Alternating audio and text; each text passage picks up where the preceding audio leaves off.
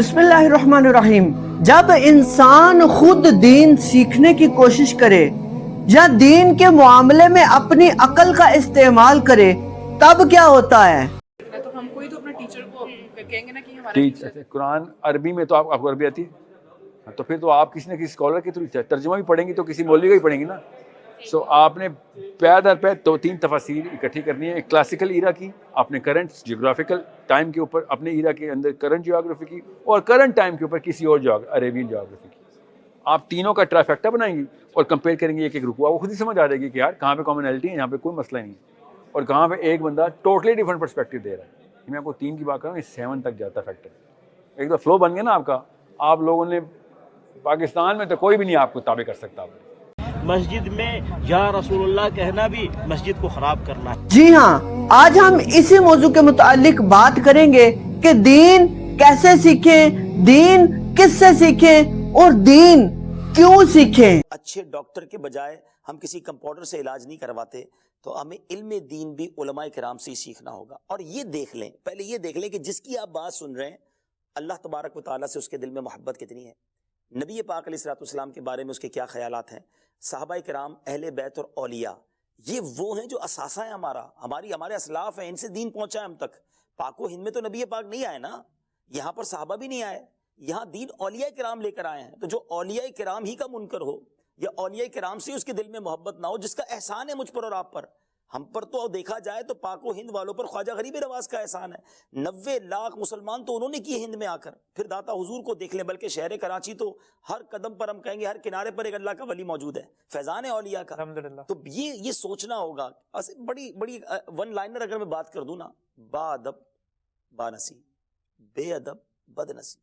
ادب والوں کے ساتھ رہیں, انشاءاللہ آپ بھی برکت پائیں گے. اچھا, جو دین پڑھتے پڑھتے اپنی عقل کا استعمال کرے, جب اس کا کوئی استاد نہ ہو تب اس کے ساتھ قرآن پڑھتے پڑھتے کیا معاملہ ہوتا ہے کہ جب وہ قرآن کی آیت پڑھتا ہے ان اللہ علی کل شیء قدیر, کہ اللہ ہر چیز پر قادر ہے, تب وہ اپنی عقل کا استعمال کرے گا. اچھا, اللہ ہر چیز پر قادر ہے, مطلب وہ گناہ کرنے پر بھی قادر ہے, مطلب وہ جھوٹ بولنے پر بھی قادر ہے. جب اسے کوئی پوچھے گا یار تم کیسی باتیں کر رہے ہو, وہ اللہ ہے, وہ ان چیزوں سے پاک ہے, لیکن وہ کہے گا کہ نہیں, میں نے پڑھا ہے کہ اللہ خود قرآن پاک میں ارشاد فرماتا ہے کہ ان اللہ علی کل شیء قدیر, کہ بے شک اللہ ہر چیز پر قادر ہے. تو جب اللہ یہ فرما رہا ہے کہ میں ہر چیز پر قادر ہوں, تو ہر چیز میں جھوٹ بھی آ گیا, ہر چیز میں گناہ بھی آ گیا. تو کیا اللہ جھوٹ پر قادر نہیں؟ تو کیا اللہ گناہ پر قادر نہیں؟ اسی طرح اگر کوئی ٹیچر جو یہ کہتا ہے کہ میں اسٹوڈنٹ کو پاس یا فیل کرنے پر قدرت رکھتا ہوں, پاور رکھتا ہوں, تو کیا اس کا مطلب یہ ہو گیا کہ وہ نا انصافی کرے گا؟ بلکہ پاور ہونا اور نا انصافی کرنا یہ 2 الگ الگ چیزیں ہیں. اس ٹیچر کے پاس وہ فیل یا پاس کرنے کی پاور ہے, وہ اس کو ناانصافی کے مقابلے میں استعمال نہیں کر سکتا. اور یہی بات آپ کے اس سوال کا جواب بن سکتی ہے, کیونکہ اللہ ہر چیز پر قادر ہے, لیکن وہ جھوٹ اور گناہ کو پسند نہیں کرتا. لہذا اس حکایت سے, اس واقعے سے, اس جاننے سے ہمیں یہ معلوم ہو گیا کہ دین خود نہیں سیکھنا, بلکہ کسی عالم کے پاس, کسی مولوی کے پاس بیٹھ کر دین سیکھنا ہے. لیکن یہاں پر یہ کوئی اگر سوال کر دے کہ ہر طرف دعوے دار اکٹھے ہوئے ہیں اور وہ یہ دعوے کر رہے ہیں کہ ہم حق پر, ہم صحیح, سارے دوسرے وہابی سنی شیعہ یہ سارے حق پر نہیں, ہم حق پر ہیں. اب یہی کام اگر ہوتے ہوئے نوجوان اگر کوئی شخص دیکھے گا نا, تو وہ کہے گا او جاؤ یار, میں خود ہی دین سیکھ لوں گا, میں خود اس قابل ہوں, میں اپنی عقل کا استعمال کروں گا اور خود دین سیکھ لوں گا. تم لوگوں کے پاس نہیں میں نے آنا, تم لوگ خود ہی یہ کہتے ہو فلاں حق پر نہیں, فلاں حق پر نہیں, تو میں خود ہی دین سیکھوں گا. یہ بات یاد رکھیے گا کہ قرآن و حدیث وہ با کمال کتابیں ہیں, وہ با کمال گفتگو ہے کہ جس کا نصف, کہ جس کا ثانی کوئی نہیں. اس کو سمجھنا, اس کو عقل میں لانا ایک عام انسان کے بس کی بات نہیں ہے. बल्कि वो कि जिसका उस्ताद हो, वो जिसके पास बैठकर सीखा हो, अकीदे का पक्का हो, सच्चा हो, बाअदब हो, उसके पास बैठकर तुम दीन इस्लाम सीखो। लेकिन जो सिर्फ और सिर्फ तुम्हें बेअदबियां सिखाए, जो सिर्फ और सिर्फ ये कहे कि फलां बाबा कोई शय नहीं, फलां बाबा कोई शय नहीं, बाबे ते शय ही कोई नहीं, अगर वो लोग सिर्फ और सिर्फ ये सिखाएं आपको और ना आपको नमाज, ना रोजा, ना ज़कात, ना हज, इन जैसे मसाइल ना सिखाएं, तो समझ जाओ वो सच्चा नहीं है। अगर वो तुम्हें नमाज सिखाता है, कुरान और हदीस सिखाता है, अगर वो तुम्हें शिर्क से बचने की तलकीन करता है, अगर वो तुम्हें कुरान और हदीस अच्छे अंदाज में पढ़कर सिखाता है, समझ जाओ वो सच्चा है।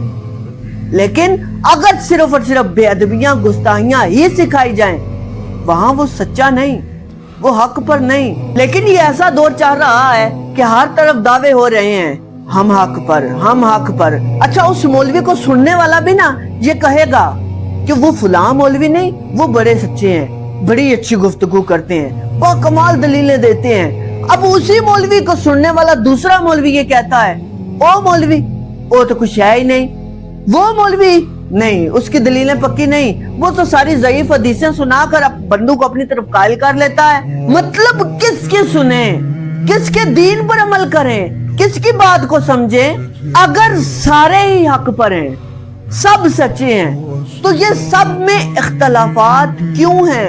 एक तरफ लोग दावेदार हैं कि कुरान और हदीस से दीन सीखो, और एक तरफ लोग दावेदार हैं कि सिर्फ किसी आलिम के पास बैठकर सीखो, किसी मुफ्ती इस्लाम के पास बैठकर सीखो, किसी समझदार बंदे के पास बैठकर दीन सीखो। किन बातों पर करें? दोनों बातें आपस में मुतजाद हैं, अलग अलग बातें हैं। किसकी बातें सुने? एक कहता है हमारी दलील दुरुस्त है, दूसरा कह रहा है हमारी दलील सच्ची है, हम दलीलें सच्ची देते हैं, वो फलां गलत हदीसें बता रहा है, वो फलां गलत दलीलें दे रहा है। किसकी बात सुने? अगर ये दोनों मुख्तलिफ हदीसें हमारे सामने हैं, तो किस हदीस पर अमल करें?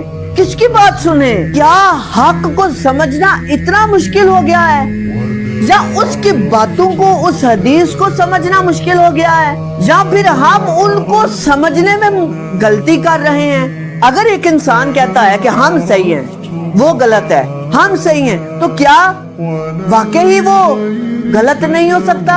क्या वो वाकई सच्चा है? हम अक्सर कहते हैं कि हमने हक को फॉलो कर लिया है, हम अब हक पर हैं, तो क्या वाकई हमने हक को पहचान लिया है? क्या हम वाकई हक की तस्दीक कर चुके हैं? मिसाल के तौर पर हम किसी स्कॉलर को सुन रहे हैं, किसी मोटिवेशनल स्पीकर को सुन रहे हैं। आजकल ये सोशल मीडिया का दौर है, बहुत से आपको स्कॉलर मिल जाएंगे, बहुत से मोटिवेशनल स्पीकर आपको ये सोशल मीडिया पे मिल जाएंगे, और ऐसी ऐसी बातें करेंगे, ऐसी ऐसी बातें करेंगे। एक शख्स कहेगा, दुनियादार शख्स कहेगा, बड़ी अच्छी गुफ्तगू कर रहा है, बहुत कमाल गुफ्तगू कर रहा है, वो इस जैसा तो कोई बंदा ही नहीं। लेकिन अब वो उस बंदे का दूसरा पहलू क्या होगा? गुस्ताख, गुनाहगार, किसी ना किसी अस्लाफ का बेअदब, सहाबा किराम रिदवानुल्लाहि अलैहिम का कहीं ना कहीं गुस्ताख, उन पर एतराजात रखने वाला होगा। हो भी सकता है और हो भी नहीं सकता। किसकी बात सुने? क्योंकि सोशल मीडिया पर दिखने वाली हर चीज असल तो है ही नहीं, हीरा तो है ही नहीं। कुरान पाक जैसे मुकद्दस किताब हर शख्स के लिए है, लेकिन क्या इसको समझना आसान है? क्या हम इसको समझ सकते हैं? ये सवालात आसान नहीं है, और शायद ही मुश्किल से कोई इनके जवाबात दे सके। लेकिन ये बात सच है कि जब तक सवाल ना किया जाए, इंसान हक तक नहीं पहुंचता। लिहाजा हम किसकी बात को फॉलो करें, किसकी बात को सुने? इंशाअल्लाह हम आने वाली एपिसोड्स में आपको बताएंगे कि किसकी बात सुने, किसके पास बैठकर सीखें। ये सवालात ही हैं जो हम आप तक पहुंचा रहे हैं। इंशाअल्लाह इनके जवाबात हम भी आपको देंगे, और जरूर देंगे। किसके पास सीखना है, क्यों सीखना है, कैसे सीखना है, ये सब आपको बताएंगे। انشاءاللہ آنے والی ویڈیوز میں۔ آپ سے درخواست ہے ہمارے چینل کو سبسکرائب کر لیں اور ضرور سبسکرائب کر لیں تاکہ ان سوالات جو ہم اٹھا رہے ہیں، وہابی کہتے ہیں ہم سچے، سنی کہتے ہیں ہم سچے، دیوبندی کہتے ہیں، شیعہ کہتے ہیں ہم سچے ہیں، کس کی بات کو سنیں؟ ہر طرف سے دلائل آ رہے ہیں اور اپنی طرف سے وہ دلائل مضبوط دے رہے ہیں، کس کی بات کو سنیں؟ تو یہ سب جاننے کے لیے آپ ہمارے چینل کو سبسکرائب کر لیں۔ انشاءاللہ ان سوالات کے جوابات ہم آپ تک ضرور پہنچائیں گے، باقی ایکسپٹ کرنا وہ آپ کی ذمہ داری ہے۔ اللہ پاک ہمیں دین اسلام سمجھنے سیکھنے کی توفیق عطا فرمائے۔ ابھی کے لیے اجازت، السلام علیکم ورحمۃ اللہ وبرکاتہ۔